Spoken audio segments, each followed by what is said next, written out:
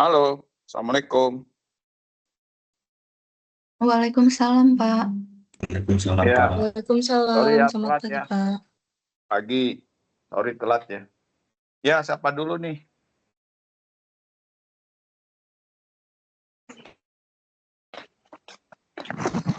Yuk, silakan. Siapa dulu? Oh ya, baik, Pak. Mungkin kami ingin menampilkan hasil pengerjaan untuk paper tesis riset 1 ya, yang kemarin topiknya adalah tentang tahapan pertumbuhan organisasi di UKM yang dikaitkan dengan Green Business Process Innovation, seperti itu. Mungkin saya share screen dulu ya, Pak. Ya, boleh.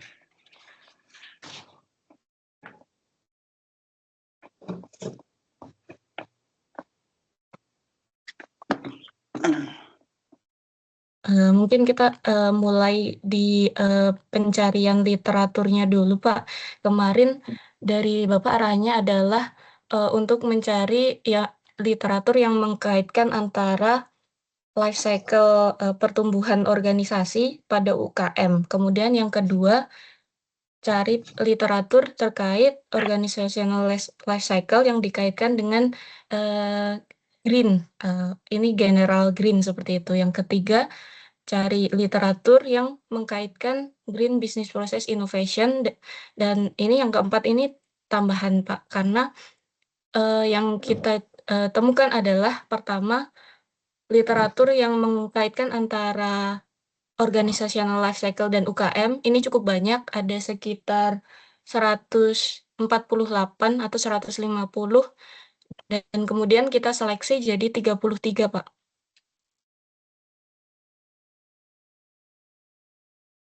Halo, putus. Iya. Putus. Halo, Ya, Pak. ya. Ya. Jadi literatur yang mengkaitkan tahapan perkembangan organisasi di UKM ini ada sekitar 148, kemudian kita reduksi jadi 33 dengan mengambil yang paling baru seperti itu, Pak. Nah, kemudian untuk yang kedua ini literatur yang mengkaitkan tahapan pertumbuhan organisasi dengan general green practice ini tidak ada. Yang ketiga juga makin tidak ada. Kemudian yang keempat ini tambahan literatur tentang Green Business Process Innovation di UKM yang tidak menyertakan tahapan pertumbuhan organisasi. Ini ada 7 literatur seperti itu, Pak. Oke. Ya. Ada bagian yang ini dulu. Tadi pertama tahapan pertumbuhan organisasi. Oke ya. Iya, betul, Pak. Satu. Itu dengan konteks UMKM. Itu ada ya. Betul. Ada, Pak. 148. Oke, terus dari situ melangkah ke pertanyaan yang kedua apa ya tadi ya? Yang kedua disempitkan jadi tahapan pertumbuhan organisasi yang dikaitkan dengan praktik green general, bukan business process innovation, Pak.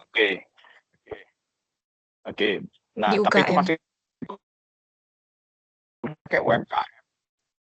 Iya, Oke, di UKM. yang mengaitkan itu. Tidak. Maksudnya indikasi ada nggak itu? Tidak ada, Pak, sejauh ini, Pak. Oh, jadi nggak maaf. ada. Ada Hah? satu. Ada satu, Pak. Itu tahun berapa? Tentang apa? Tahun berapa Teh Diana yang nomor 2 ini? Sebentar ya Mbak, saya cari dulu di database Excel-nya Iya. sambil menunggu. Bukannya minggu lalu itu ada waktu Diana apa siapa ya? Bilang itu ada, tapi MDPI. Rasanya itu deh yang bicara. Tapi MDPI itu di Bali, UMKM Bali tentang green. Rasanya gitu deh ceritanya.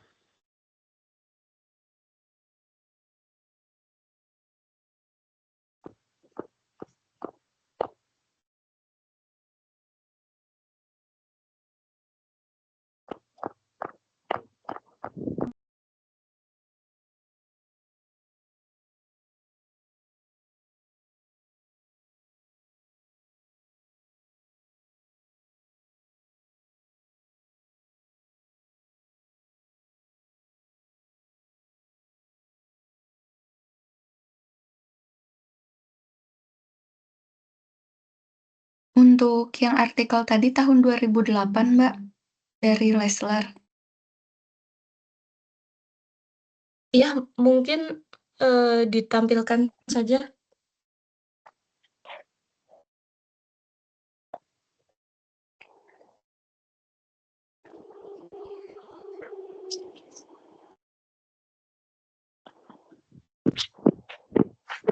Coba, ini apa nih, tentang apa nih?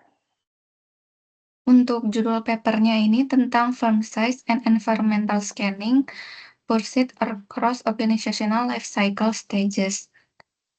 Mm-mm.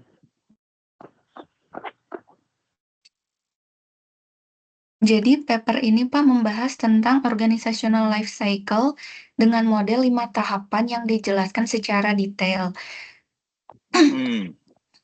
Kemudian fokusnya pada UKM, secara spesifik meneliti di mana UKM berada dalam life cycle model. Kemudian, paper ini membahas bisnis proses dalam konteks life cycle, termasuk information processing, decision making, dan organizational structure. Kemudian Mm-mm. dapat diadaptasi untuk green, di mana framework untuk memahami bagaimana UKM mengelola perubahan proses, termasuk green innovation di berbagai tahapan. Bentar. Halo, Diana. Iya, Pak? Iya. Di situ memang di paper diulas. Mereka membahas green udah.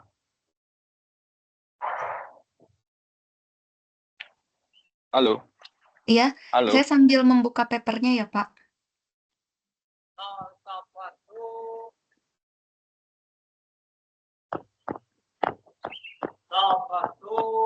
Diketik aja, ada greennya nggak? Gitu aja. Nggak usah dibaca. Iya, baik, Pak. Ketik di kata kuncinya muncul nggak green? Green business process. Green business process, paling tidak itu. Sebelum green atau green innovation.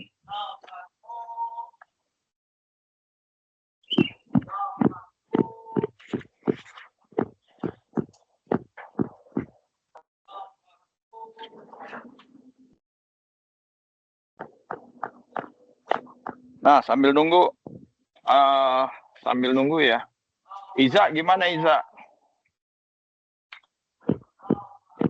Selamat pagi, Pak. Iya. Mana nasibmu? Izin, Pak. Udah ada ini nggak? Kemarin kan saya diskusi panjang lebar sama dia, Pak Anissa ya. Ya, Pak. Terkait ini, Pak, jadi progres kami, saya, Mbak Anissa, sama Mbak Diana lebih fokus ke SLR dulu, Pak. Karena kan fokus dari, jadi gini, Pak, kemarin pada hari Jumat, Pak, dari Kaprodi, Pak, Bu Yosi itu menargetkan untuk SLR ini kalau bisa Desember submit, Pak. Jadi kami bertiga itu fokus ke SLR dulu, Pak, karena ditargetkan seperti itu, Pak, dari Kaprodi, Pak. Jadi kami bagi-bagi tugas dulu untuk fokus ke SLR dulu, Pak. Itu sih, Pak. Ya udah. Nah, kalau gitu gini, saya titip satu orang deh, si siapa namanya, Danti ya. Danti titip ke situ deh, masukin nanti saya bilangin. Karena dia juga ada UMKM dan green-nya juga ya. Tapi dia green juga rasanya, tapi dia maturity ya. Masukin aja ke sana gitu ya, kalau memang itu sebuah kewajiban ya. Aneh juga sih nih, berubah-berubah terus ITB nih. Oke. Itu aja sih permintaan saya. Nanti saya kontak Danti ya untuk gabung ke kalian gitu ya. Oke, itu satu. Terus ya udah kalau gitu. Kemarin tuh gimana sih bingkainya? Saya lupa, Anissa ya. Untuk yang SLR ya. Oh ya, Pak. Iya.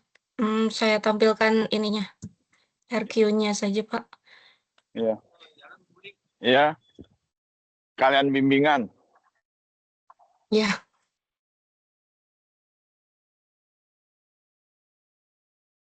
Yo, silakan.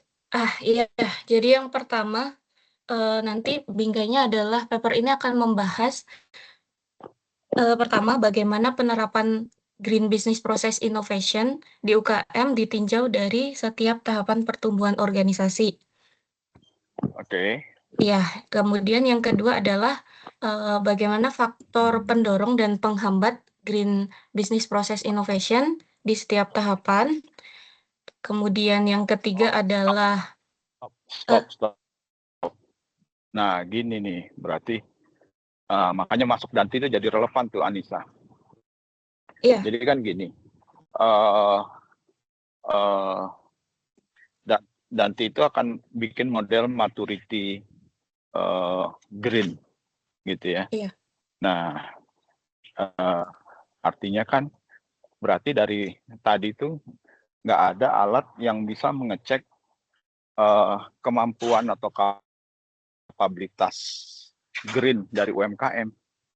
Kalau sedikit banget gitu. Iya, betul. Nah, berarti dia masuk di situ untuk ngasih kontribusi pemikiran. Berarti kan Iya, Pak. dari yang penelitian 2008 ini saya yakin itu cuman nggak ada greennya tuh tadi, Iya. walaupun Diana masih sibuknya. Saya yakin tuh nggak ada. Tapi dia hanya menggambarkan karakteristik UMKM dalam mengelola bisnisnya di tiap tahapan pertumbuhan gitu loh. Nah, itu akan ditarik oleh Danti.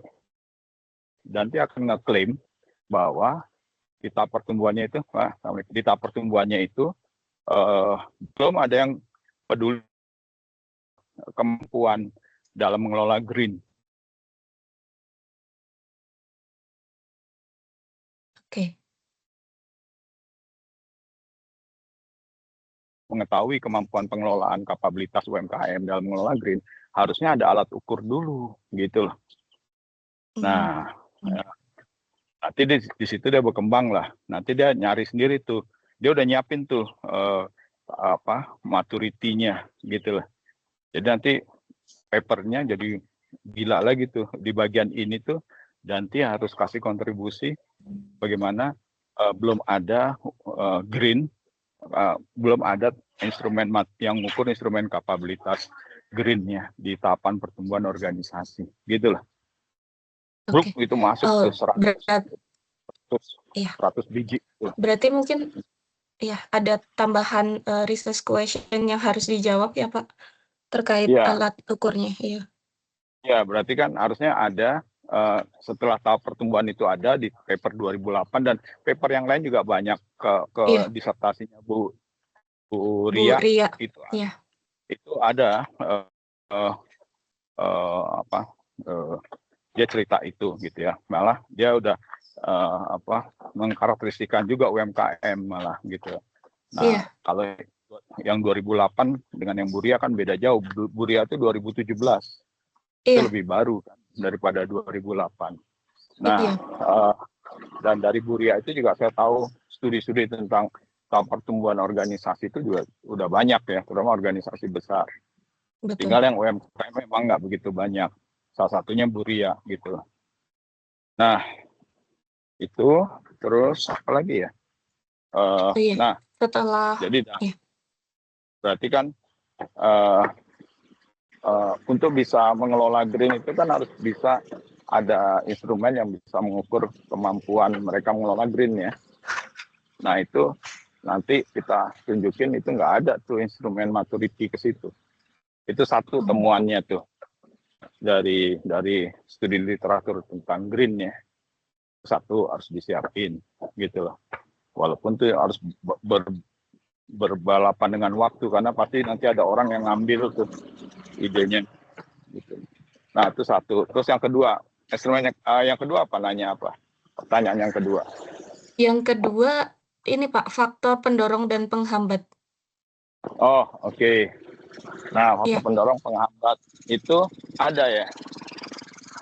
Nah karena papernya yang paling banyak adalah keterkaitannya dengan tahapan pertumbuhan organisasi di UKM tanpa melibatkan green.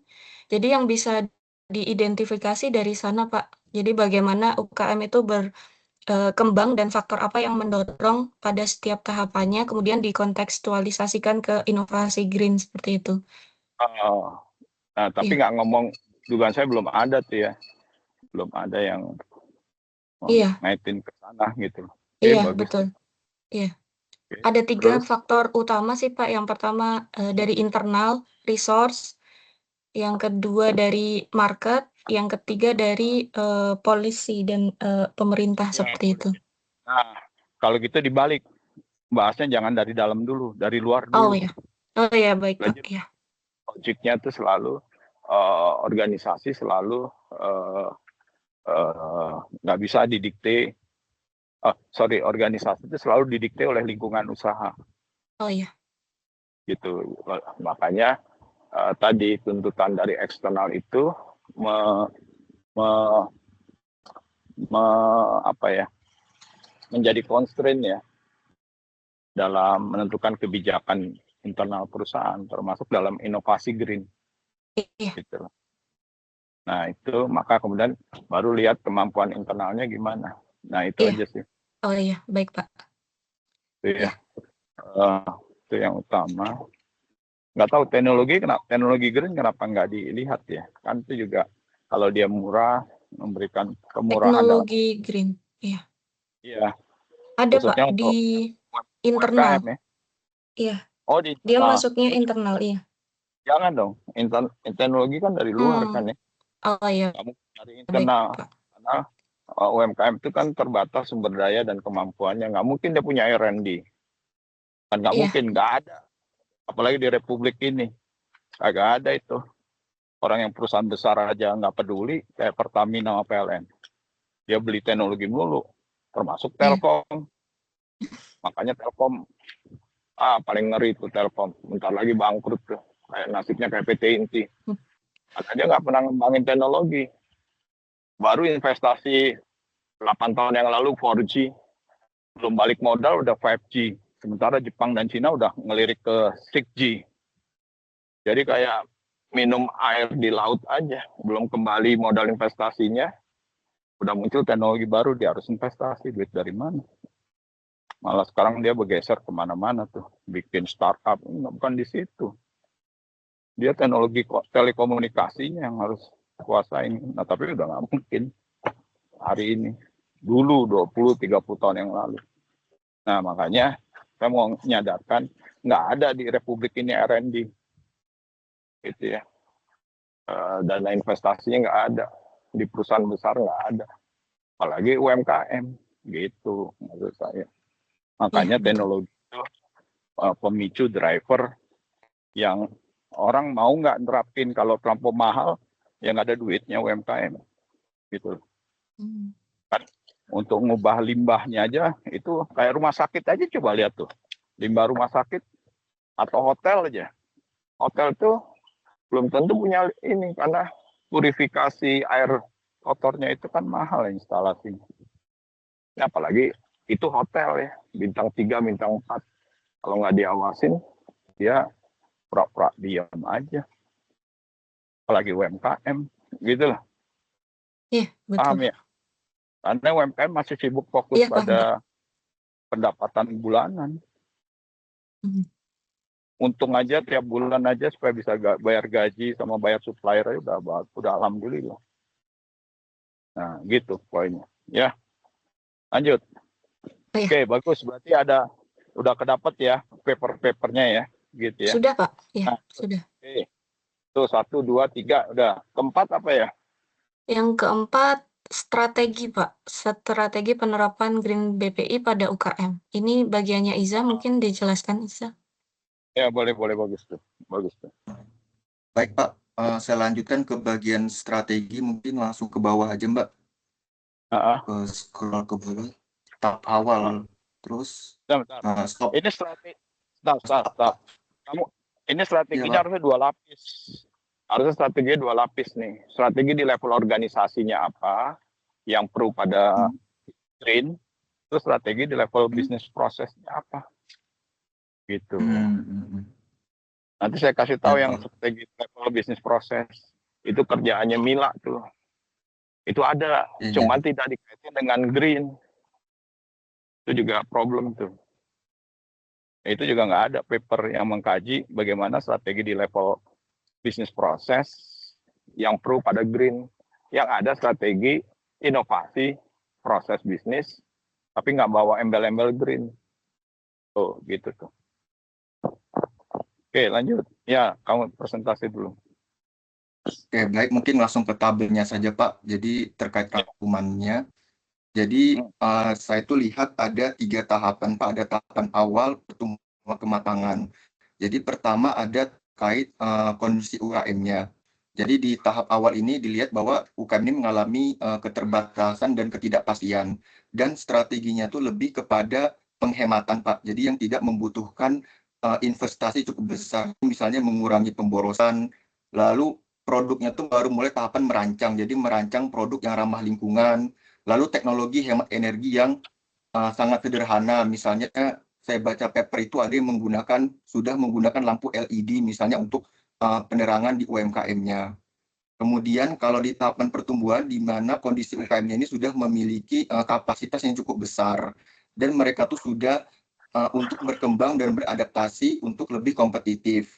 Nah, di sini sudah ada teknologi-teknologi digital yaitu untuk tadi adanya konsep green. Kalau green yang saya temukan tuh ada beberapa seperti istilah green intellectual capital, green absorptive itu sudah ada. Kemudian ekonomi sirkuler itu baru tahapan awal, baru tahapan memulai untuk menggunakan ekonomi sirkuler, misalnya mendaur ulang bahan-bahan material yang tidak terpakai dipakai lagi gitu, misalnya seperti itu. Kemudian UMKM juga mulai memperkuat kapabilitas dinamisnya, jadi agar dapat beradaptasi dengan uncertainty. Kemudian adanya sistem energi yang sudah berbasis data, jadi sudah ada UMKM yang sudah menggunakan data-data tadi, yaitu dari teknologi digital, dari internet, seperti itu. Dan fokusnya lebih tadi ke proses produksinya. Nah, tetapi di tahapan ketiga, di tahapan maturity, itu saya temukan bahwa UMKM ini telah mencapai tingkat yang cukup sudah sangat stabil bisa dibilang Pak, dan sudah memiliki sumber daya cukup, jadi dia sudah mengintegrasikan konsep keberlanjutan ini di segala bidang Pak. Jadi tadi kan hanya di proses produksi misalnya. Nah, memastikan bahwa jadi tadi prinsip-prinsip keberlanjutan ini sudah melingkupi ke seluruh aspek operasi perusahaan di UMKM ini. Kemudian sistem green juga seharusnya sudah lebih struktur. Kemudian untuk triple bottom line atau yang berkaitan sustainable keberlanjutan itu tuh baru bisa dimulai di tahap ini. Karena kan triple bottom line itu kan ada 3 aspek, ada sosial, lingkungan, sama itu baru mulai bisa diukur di tahap maturity, sudah mencapai kematangan. Dan untuk kolaborasi atau networking atau jaringan itu baru bisa rata-rata umumnya UMKM itu memulainya di tahapan maturity, karena tadi UMKM di tahap-tahap sebelumnya itu masih fokus kepada tadi dirinya sendiri karena keterbatasan sumber daya. Itu sih Pak strategi yang kami dapatkan. Baik, bagus. Nah, cuman cara menyajikannya itu nanti dalam tulisan itu harus bahasa konseptual ya. Lebih cerita kenapa dan bagaimana, bukan sekedar apa gitu ya. Karena kalau tadi cerita siapa namanya Iza itu baru cerita apa, tapi belum cerita apa, mengapa dan bagaimana dalam bahasa konseptual ya. Jadi nggak bisa narasinya itu deskriptif seperti itu. Oke, itu satu. Tapi jauh lebih penting lagi adalah harus bisa mensintesa di bagian ini bahwa strategi dalam penerapan GRIM itu belum ada sebuah sebuah arah gini. Sudah ada ya, dari temuan Iza tadi adalah tergambar bahwa kelihatannya green itu diterapkan di level maturity yang sudah mapan ya UMKM itu sendiri. Itu satu temuannya. Nah, sementara di tingkat maturitas yang lebih itu belum ada, yang lebih rendah gitu ya. Nah, sementara kamu harus tadi balikin ke Danti tadi ya. Sementara pengukuran maturitasnya aja belum ada gitu. Itu juga untuk ngingetin di frase awal itu ada maturitas yang belum ada gitu ya. Itu satu hal. Terus, nah kemudian yang kedua, yang juga bermasalah itu adalah operasionalisasi strategi tadi yang kedua saya perhatiin itu adalah level organisasi. Jadi walaupun dia udah nyebutin dia hanya diproduksi di tahap sebelumnya, mungkin di tahap yang sudah matang baru dia seluruh proses, itu bagi saya itu baru gambaran strategi green untuk level organisasi. Tapi bagaimana strategi green di level yang lebih operasional, yaitu bisnis proses, itu nggak digambarkan di situ. Nah, harusnya masuk ke dari situ masuk ke papernya Griswold. Itu ada di Mila tuh. Di situ ada 6 strategi inovasi proses bisnis. 4 itu ekspektatif, 2 itu atau 3 itu adalah eksploratif. Karena yang satunya lagi yang eksploratif itu temuan saya sama Mila gitu ya. Jadi sebenarnya total 7 jenis inovasi.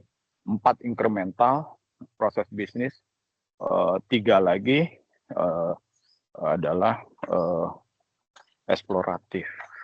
Nah, sayangnya ini 2 jenis inovasi proses bisnis ini dia tidak eksplisit mengaitkan dengan bagaimana green itu diterapkan di level inovasi proses bisnis. Itu belum ada paper yang menyinggung itu. Karena berhenti di strategi itu aja. Itu poinnya. Jadi itu gapnya tuh. Jadi mungkin area itu harus ada yang dalemin. Jadi kita bilang harusnya kalau Mila tuh gini. Dia strategi operasional proses bisnis di tiap tahapan pertumbuhan organisasi UMKM dari mulai tahap growth, tahap introduction, tahap growth, tahap ekspansi, tahap kolaborasi. Dia tahapannya kayak gitu tuh. Dia pelajari mana dari 7 itu di tiap tahapannya seperti apa dan kenapa itu muncul. Nah, kita butuh informasi ini gitu. Tapi tempel aja lah, nggak usah. Kamu tanya aja ke Mila, nanti tempel di situ gitu ya. Nah, cuman sayangnya itu belum, harusnya nggak boleh dipublikasikan. Dibahasakan aja, karena itu gimana ya caranya ya. Saya mau umpetin dulu itu ide itu gitu loh. Jangan dibuka di kalayak, nanti ada yang duluan lagi. Tapi bilang aja bahwa strategi operasional berdasarkan tahapan pertumbuhan organisasi dari green itu belum ada yang mengkaji gitu aja. Itu yang poin ini. Nangkep ya, Iza? Pak, baik Pak. Nanti saya diskusi dengan Mila dan Ganti Pak. Iya, tapi poinnya gini, pokoknya harus diklaim, berani ngeklaim bahwa paper yang kamu sebutkan itu semua tadi baru di tataran organisasi. Belum dikaitin di tataran operasional inovasi green business process. Gitu loh. Ya, Pak. Baik. Nah, itu aja. Itu udah berhenti di situ aja. Boleh menyinggung papernya si Griswold itu karena dia udah sampai ke situ. Inovasi di level bisnis proses sudah dibahas. Tapi dikaitin dengan green itu yang belum. Nah, mungkin itu aja. Itu aja kodenya gitu aja. Ya. Oke. Ya, Pak. Terus Baik, Pak. Yang keempat apa? Baik, Itu yang keempat. selanjutnya. Yang keempat, kelima tadi itu barusan. Strategi itu ketiga, keempat. Strategi ini ketiga Pak sebelum ditambahkan tadi maturity. Kalau ditambahkan jadi 4. Oke. Terus 3 ya. Terus apa lagi? Kemudian yang selanjutnya ini ada kapabilitas yang dibutuhkan untuk penerapan Green BPI Pak. Oh ya, oke. Nah itu juga, kapabilitasnya juga dugaan saya sama nih. Di level organisasi ada, itu teori capability dinamik ya. Iya, betul. Itu masuk tuh, ada tuh. Tapi, kan kapabilitas dinamik itu kan 3 hal. Sensing, seizing, reconfiguring. Tapi itu level organisasi. Nah, level operasional bisnis prosesnya dikaitin dengan green gimana? Itu sebenarnya punyanya si itu tuh tadi, resortnya Mila tuh. Gitu loh. Jadi mengoperasionalkan yang teori kapabilitas dinamis itu adalah level organisasi. Gitu ya. Tapi level mengoperasionalkannya supaya menjadi kinerja itu kan butuh suatu mekanisme operasional. Nah, itu adanya harapannya di green business process innovation harusnya. Nah, itu nggak dibahas. Gitu. Nah, ya, ada 2 lapis lagi nih di sini. Jadi kapabilitasnya itu selama ini masih sifatnya umum ya, level organisasi melalui tadi apa namanya dynamic capability theory ya. Sensing, sensing, dan reconfiguring. Tapi bagaimana mengoperasionalkan ini di level business process itu masih misteri, gitu. Nah itu temuan yang berikutnya. Apalagi? Iya. Nanti sampai ke situ ininya diskusinya, gitu ya. Jadi iya nanti, baik Pak. Berarti kan kompetensi inti apa yang harus ada, kapabilitas inti apa yang harus ada, gitu ya. Mana yang perlu dikuatkan, mana yang harus diciptakan yang baru gitu loh. Karena kan inovasi itu selalu mengandung tadi eksploitatif dan eksploratif ya. Kalau eksploitatif pasti dia strateginya adalah menguatkan kompetensi yang ada. Ya, atau malah menghapus kompetensi yang udah nggak relevan untuk bisnis proses yang ada. Nah, karena green itu baru ya pasti eksploratif juga strategi inovasi green yang eksploratifnya juga harus mengembangkan yang baru kompetensinya ya. Gitu. Larinya diskusinya ke situ, Anissa. Iya, baik Pak. Iya. Jadi strateginya menguatkan, menghapus, dan menciptakan yang baru ya kompetensinya. Itu 3 strategi tadi itu. Iya, sejauh ini masih di level organisasi sih Pak yang kami tangkap dari paper. Iya. Betul. Terus tambahin isu tadi. Di level operasional itu strategi penguatan kemampuan kompetensi itu mana yang menguatkan, mana yang dihapus, mana yang harus diciptakan yang mengembangkan yang baru.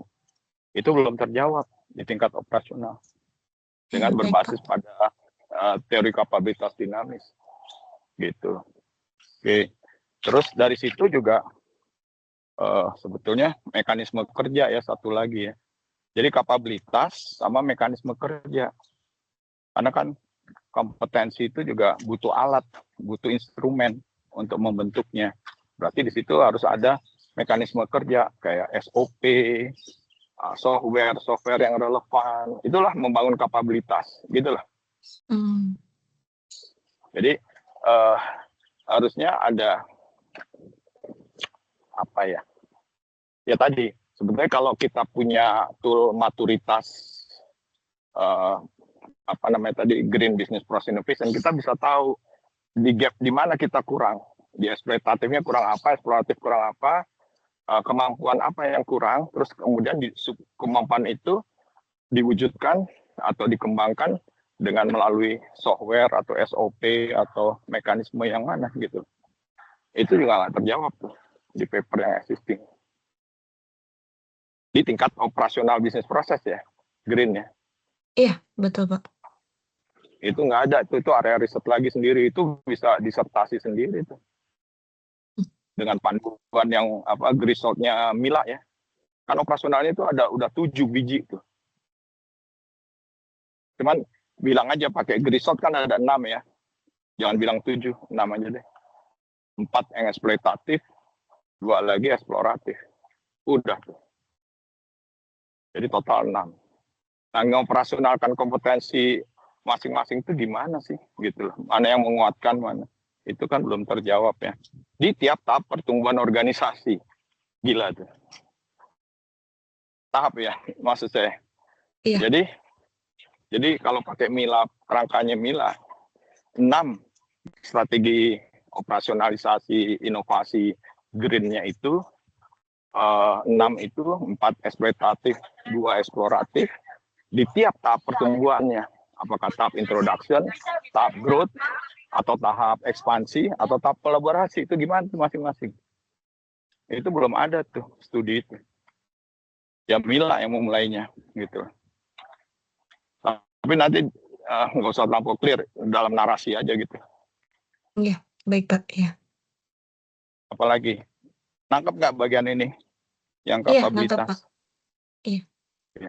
Jadi di kapabilitas harus dua, kemampuan personilnya dan kemampuan sistemnya. Karena harus dibangun kemampuan prosesnya ya, kan proses itu di dalamnya ada kemampuan orang dan kemampuan sistem ya. Sistem itu bisa orang, bisa mesin, bisa SOP, bisa software, ya. Yang implikasinya nanti pelatihan gitu ya. Iya, betul. Atau on the job training. Atau dia diterjunkan dalam project-project ya. Gitu, itu bentuk-bentuk penguatan atau pengembangan kompetensi baru ya. Dengan dukungan alatnya. Dia belajar Canvas misalnya apa tuh? Business model Canvas. Itu kan operasional dari penguatan kompetensi atau penciptaan kompetensi baru ya. Dia belajar apalagi tuh tahapan perancangan sistem jasa misalnya. Banyak lah ini toolsnya Sabrek. Oke. Atau pakai PDCA-nya quality ya untuk yang eksploitatif ya.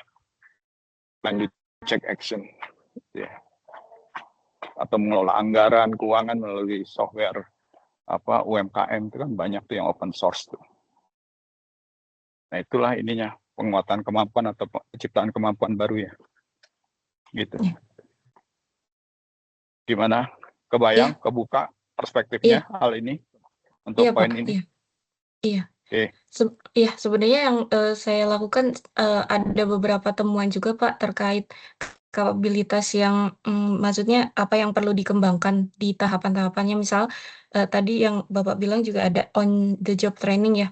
Ini pada UKM awal memang dia dibutuhkan mekanisme sharing walaupun sederhana seperti itu, seperti on the job training. Ini ada di paper juga.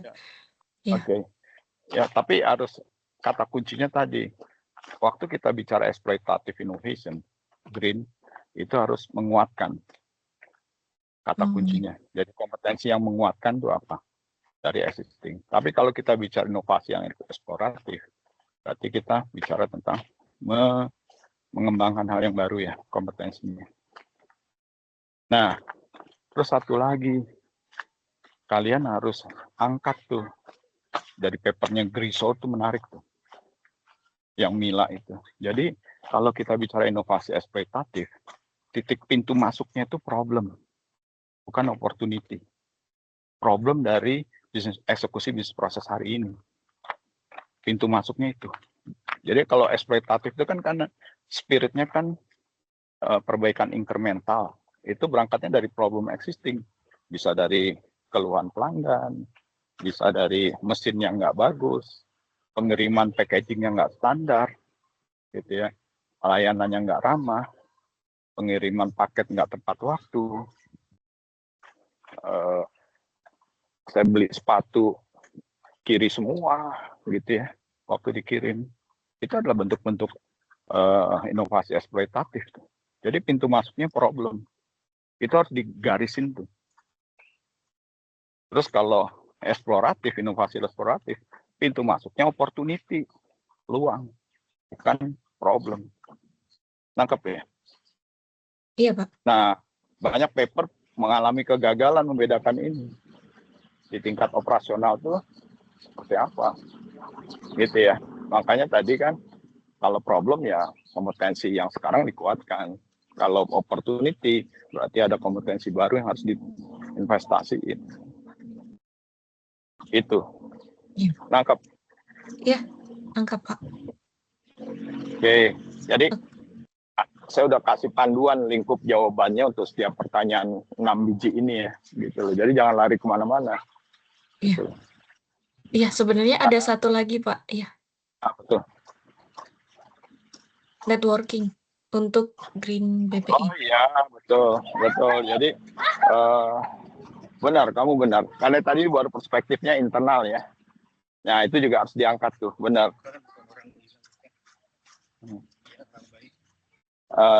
Itu yang harus diangkat benar. Jadi membangun kapabilitas itu nggak bisa dari internal, apalagi UMKM ini terbatas dengan sumber daya dan sumber daya dan kemampuan internal. Dia harus UMKM itu harus berjejaring, harus membangun kemampuan berjaring. Nah itu belum banyak paper yang membahas itu tuh, itu betul.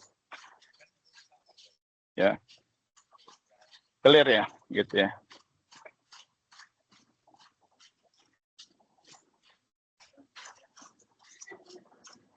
Ada pertanyaan, Anissa?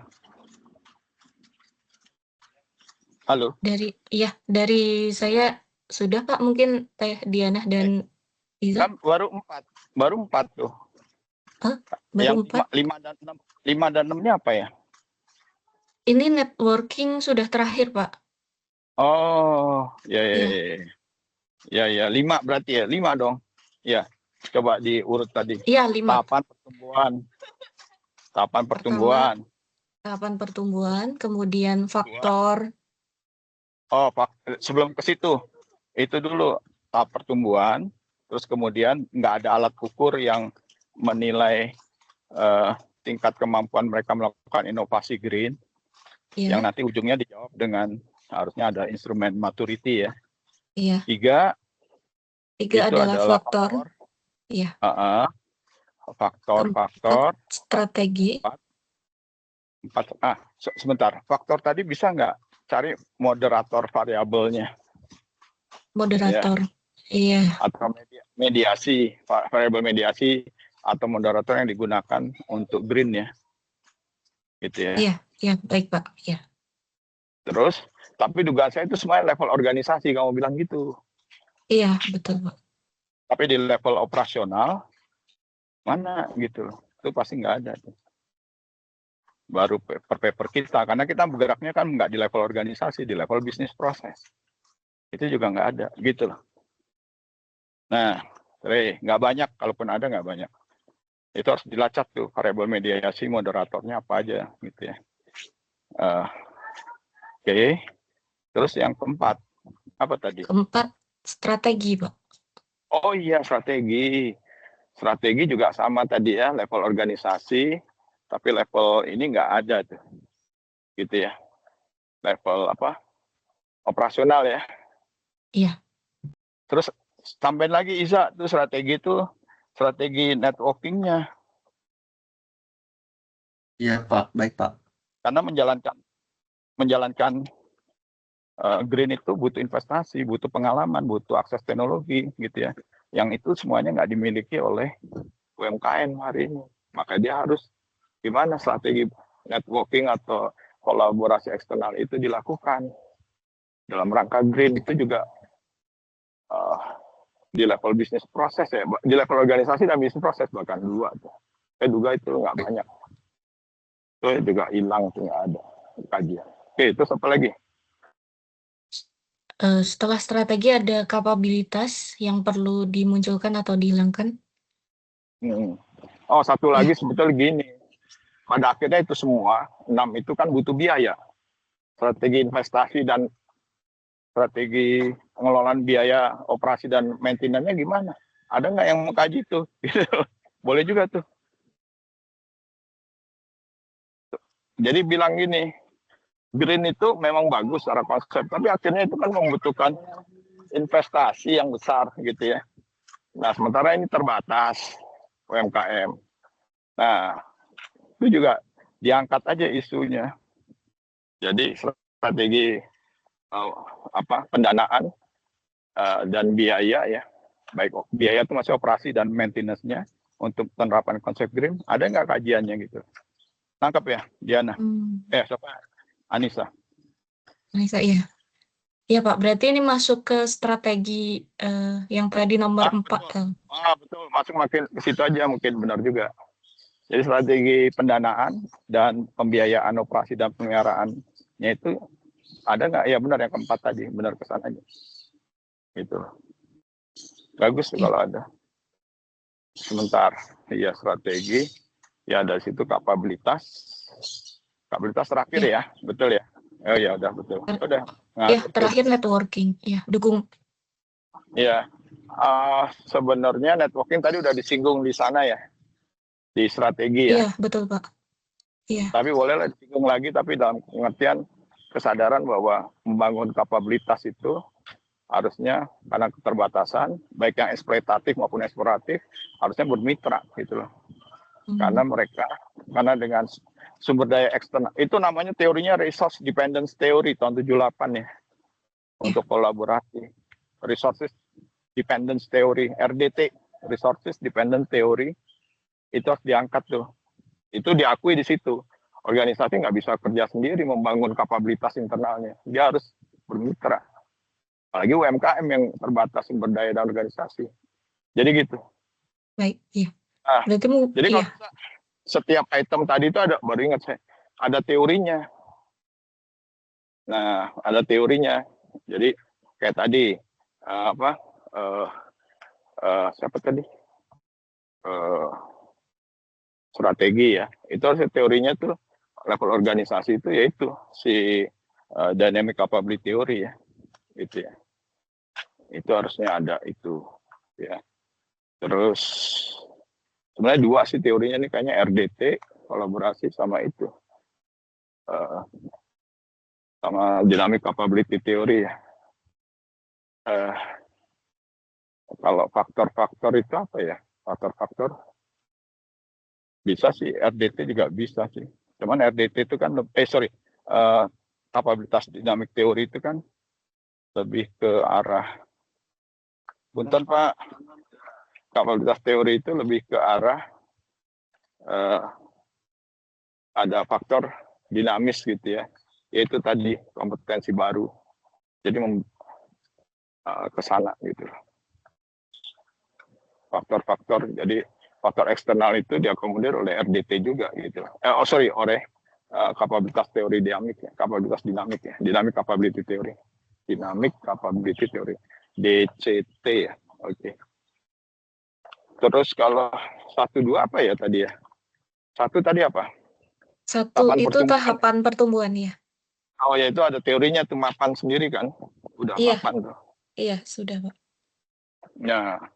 Nah, tinggal tadi maturity itu ada teorinya De Bruin tuh. Kembangin maturity-nya. Tanya Mila deh. Tanya Danti deh. Iya. De Bruin, pakai De Bruin untuk ngembangin. Ya, bisa aja disinyal tuh.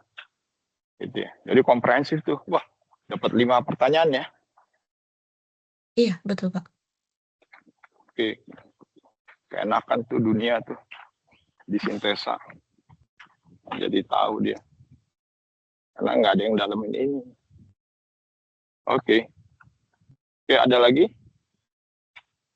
Oke. Dari saya sudah Pak. Mungkin Mbak Diana dan Iza ada yang ditanyakan? Dari saya cukup Pak, untuk strategi nanti saya tambahkan Pak. Terima kasih. Iya. Ya udah, good luck lah. Nah, sebentar. Sebelum kalian tinggalin nih, ini ada anak saya satu lagi yang ketinggalan jauh nih. Namanya Salsabila nih. Mana Salsabila? Iya Pak. Gimana Ibu Salsabila? Tokonya banyak jualannya? Alhamdulillah Pak. Mau lebaran. Mau lebaran? Masih 3 bulan lagi. Iya. Oke. Ya mudah-mudahan moncer rezekinya seperti toko besi dan bangunan lancar jaya. Amin, amin. Oke. Nah, sekarang kita masuk ke topik kamu. Gimana status tesismu udah sampai mana? Kemarin kan diminta buat ngelanjutin yang Mila. Terus coba ambil dari yang setiap strategi inovasi proses bisnisnya, bikin strategi pengembangan kompetensi personil dalam mendukung strategi inovasi proses bisnisnya. menggunakan teori AMO. Nah, kemarin saya coba cari paper yang paper yang dia ada bahas teori AMO, terus juga ada bahas ini bahas tahap pertumbuhan organisasinya. Nah, kemarin itu terus share screen. Boleh.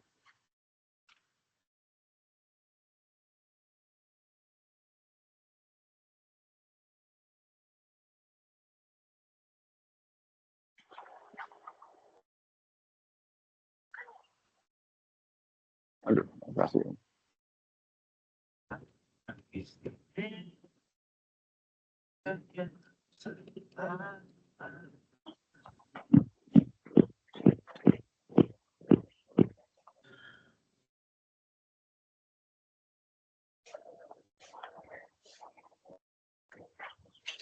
Nggak ini.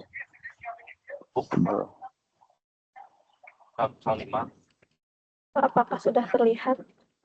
Yang mama aku ini yang Jadi kemarin saya Udah. kemarin saya ada cari papernya. Nah, ada paper pertama dia Q1, dia itu bahas tentang teori AMO juga, tentang strategi human resource manajemennya, tapi yang dilihat tuh outputnya, performance-nya ini yang Q1. Nah, jadi untuk autor yang sama, dia tuh ada bikin 2 paper, bahasannya itu mirip tentang AMO, strategi HRM di setiap tahap pertumbuhan organisasi, tapi yang pertama ini kan dia outputnya performance. Nah, kedua dia bikin sama juga, dia outputnya product innovation. Cuman yang product innovation ini dia ranknya Q3 papernya gitu. Ya, ini mirip banget sih sama yang saya kerjain sekarang. Cuman agak beda di model yang dia pakai. Dia itu pakai 2 perspektif. Yang pertama ada dari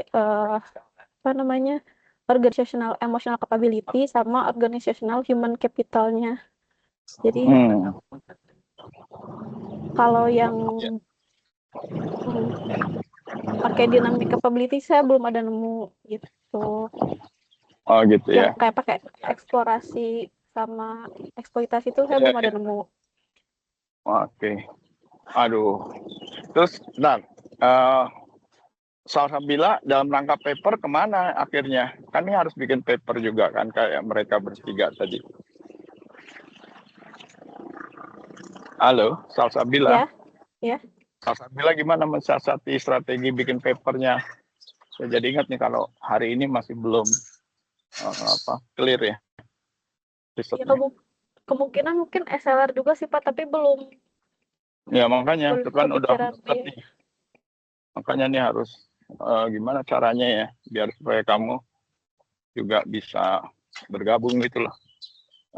Kan supaya secara administratif kamu nggak terhambat gitu loh.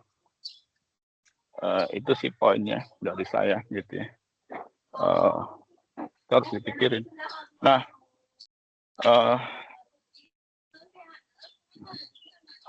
saya bingung jadinya untuk Salsabila gimana ya? Saya jadi atau gini deh, karena nggak bisa terlampau lama nih. Soalnya saya udah prediksi gitu ya.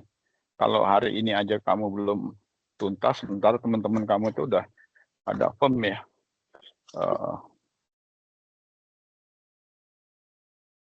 8 bulan lagi kamu nggak sanggup nyelesain atau 6 bulan lagi gitu lah. Ini karena kayak misalnya ini anak-anak ini karena terganggu aja nih sama SLR. Kalau nggak mereka udah operasionalisasi variabel gitu ya. Nah, itu sih. Gimana menurut saya jadi ini? Kalau nggak kamu topiknya ngikutin tapi ya objeknya ya. Aduh. Salsabila kalau objeknya bukan perusahaan kamu gimana? Kamu mau ikut aja seperti apa? Siapa namanya Indira atau apa ya? Kamu punya berapa sampel sih kalau terkait dengan ini Karena kan kalau tapi terserah deh, amunya bisa kapan nih kita bisa form modelnya gitu loh. Saya terus terang kalau belum ada kemajuan kayak gini takut sendiri gitu loh. Kalau saya bilang jangan sampai gagal gitu loh. Poin saya itu sih, potensi kamu kan besar sebetulnya. Gimana? Kalau saya bilang. Kalau objek sih saya ada 3 sih Pak yang bisa fix untuk dipakai. Cuman ya kalau misalnya emang nggak jadi nanti bisa diinfoin lagi kalau emang nggak jadi ke perusahaannya gitu. Saya nggak masalah. Ya kalau 3 tuh oke. Cuman tinggal dikit lagi, 1 langkah lagi kamu mengoperasionalkan tadi ya, ide amunya gitu ya. Itunya sih yang ada gambaran yang lebih konkret gitu. Nggak harus baru ya ininya ya. Nggak harus baru amunya, papernya ya. Yang lama itu nggak apa-apa. Karena kan inovasi kita itu memadukan amu dengan 6 strategi inovasi BPM ya. Itu aja sih. Jadi nggak harus baru. Justru amunya itu ambil yang mungkin 10 atau 8 tahun yang lalu ya. Tidak apa-apa. Kalau ada yang frameworknya bisa gitu ya. Karena inovasinya bukan di amunya, justru amu kita pakai aja untuk menjelaskan kemampuan organisasi, ability apa sih yang harus dikembangkan ya untuk strategi-strategi tadi ya. Yang bahas ability ada nggak? Jadi amunya itu mungkin ability-nya deh yang lebih difokusin ya. Amunya itu lebih A-nya sama O-nya kayaknya, ability dan opportunity ya. Ini. Ya. Motivasi nggak usah. Kayak saya ada coba cari item-itemnya dari setiap paper tuh apa aja yang dipakai dari setiap ability, motivasi sama opportunity-nya. Nah, rata-rata yang banyak kepakai dari ability itu lebih ke cara rekrutmennya, seleksi orang-orangnya, sama training and development-nya untuk yang ability. Kalau yang motivation itu dia ambil dari itemnya ada performance and evaluation, terus ada yang reward and incentive, sistem insentif, terus ada promosi internal, terus yang selanjutnya ada career development, kemudian ada prosedur pengaduan. Ini apa satu lagi yang job apa? security. Ini apa tentang apa nih? Yang barusan. Ini macam-macam sih Pak papernya, cuman dia yang dia menggunakan strategi HRM untuk strategi inovasi gitu. Enggak, yang opportunity-nya apa tadi? Tadi kan kamu baru nyebutin ability, motivation, tapi opportunity-nya apa? Belum disebut deh. Kalau yang opportunity ada reasonable authorization, sejauh apa keterlibatan pihak tanggung jawab dari pegawainya, kemudian ada partisipasi dari pegawainya, kemudian ini ada paper yang sebenarnya untuk prosedur pengaduan tuh ada yang bilang dia dimotivasi, ada yang bilang dia di opportunity, kemudian ada yang keempat itu information sharing mechanism untuk opportunity-nya, yang kelima ada job enrichment. Oke, itu bisa tuh. Berarti kan indikator-indikator dari A, M, dan O-nya itu bisa dipakai untuk menjelaskan karakteristiknya si strategi, 6 strateginya papernya Griswold Mila ya. Iya, harusnya ya, bisa gitu. Ke situ sebetulnya. Cuman maksud saya, ada nggak cara penyajian yang lebih informatif ya, lebih enak dipahami dari setiap indikator itu dalam bentuk matrik atau apa, sehingga nanti kita bisa ketemu tuh gitu loh. Kalau paper yang eksplisit dia menjelaskan dalam bentuk matriks sih belum ada, tapi mungkin saya coba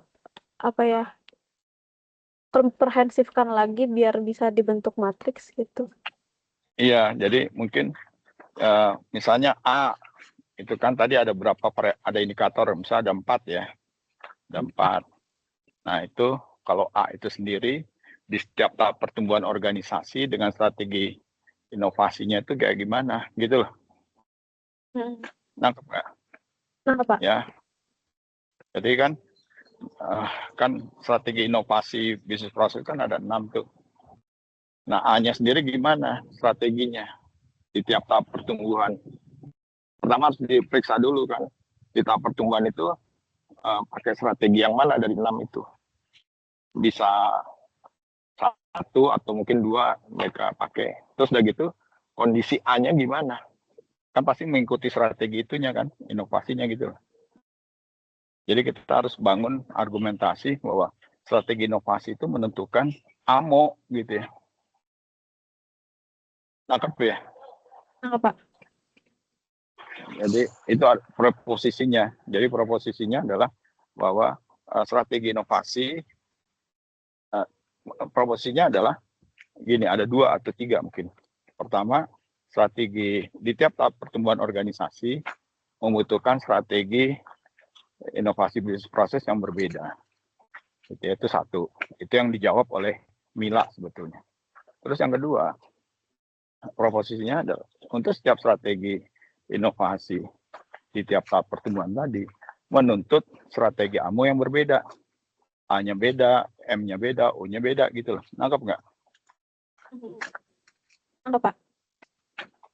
Ya, sehingga nanti di tiap tahap pertumbuhan organisasi tadi ada strateginya, misalnya eksploitasinya nomor 2, eksplorasinya nomor 2 misalnya. Nah, itu menuntut A, M, dan O yang seperti apa dari tiap indikator tadi ya.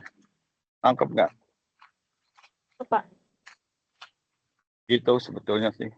Konkretnya tuh gitu.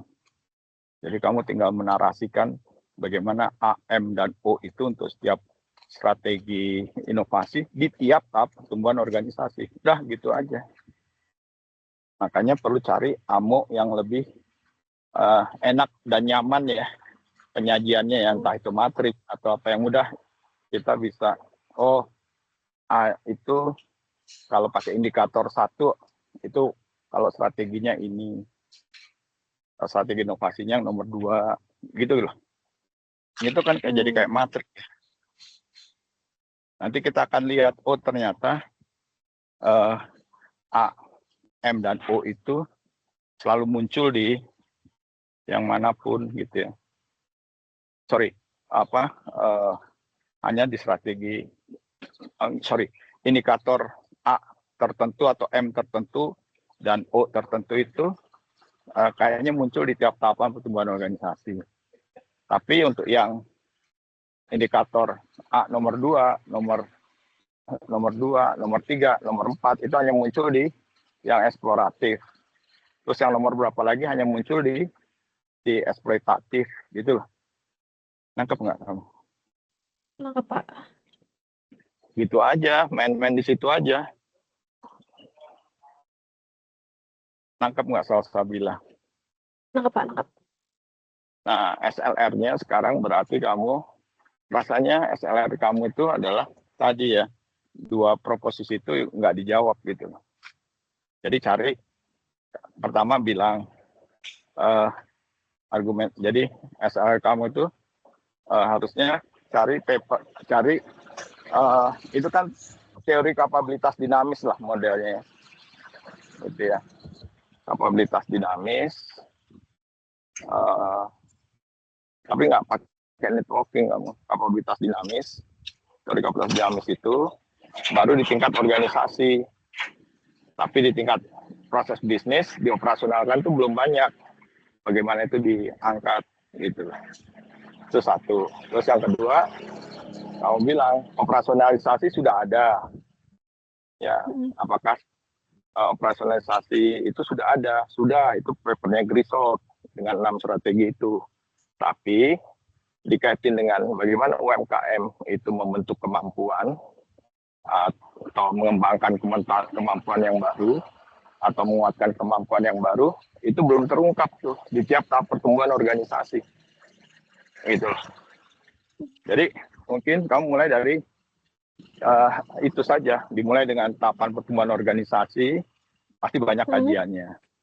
Tapi yang kedua, kejar pertanyaan gini, banyak nggak UMKM mempelajari tahapan pertumbuhan organisasi? Pasti banyak. Kamu bisa lihat tadi kelompoknya ini ya, siapa namanya? Kelompoknya ini. Terus yang kedua, pertanyaannya lagi yang harus dijawab, bagaimana inovasi itu dilakukan ya di organisasi itu? Itu pasti itu pakai teori kapabilitas dinamik gitu ya. Nah itu gimana sih strategi inovasi pada setiap tahapan pertumbuhan organisasi? Ada yang bahas nggak? Itu pakai teori kapabilitas dinamis ya. Oh ada pasti. Tapi mungkin nggak tiap tahapan pertumbuhan, itu juga problem tuh. Strateginya gimana tuh? Inovasi di tiap tahap pertumbuhan pasti nggak ada yang melakukan studi longitudinal. Oke ya, itu pasti jarang tuh. Ya, kecuali yang Bu Made Andriani, tapi itu kan lebih ke strategi knowledge management. Bukan strategi inovasi. Terus yang ketiga, ya, bagaimana strategi inovasi di tingkat operasionalnya, yaitu bisnis proses. Ada nggak? Oh ada, papernya Griswold, gitu ya. Oke, tapi belum dikaji tahapan pertumbuhannya, gimana strateginya gitu loh. Sorry, paper Griswold tuh hanya bilang ada 6 strategi, tapi dikaitin dengan tahap pertumbuhan belum ada yang bahas. Itu si Mila tadi. Sebenarnya nggak boleh dibuka tuh. Yang nomor 3 ini. Karena kan papernya Mila belum muncul. Nggak boleh harusnya. Tapi nanti gimana lah diakalin. Bilang ini belum ada. Terus yang keempat, ini kamu nih. Yang keempat itu adalah kamu. Yaitu strategi inovasi tadi. Dikaitin dengan pengembangan kemampuan itu belum dibahas. Itu yang harus diceritain. Jadi dikaitin dengan strategi pengembangan kompetensi atau penguatan kompetensi atau pembentukan kompetensi tiap pertumbuhan organisasi dan di tiap strategi inovasi operasional itu belum dibahas. Itu yang kamu itu yang harus dibahas. Itu yang harus dijawab di SLR kamu. Nangkap. Iya Pak. Ada pertanyaan? Sudah Pak, cukup. Iya, baik. Itu ya good luck lah, coba dipikirin. Kayaknya udah bagus sih, titik terangnya itu aja. Kamu bentuk dulu teori SLR dulu dah ini karena harus katanya segera ya.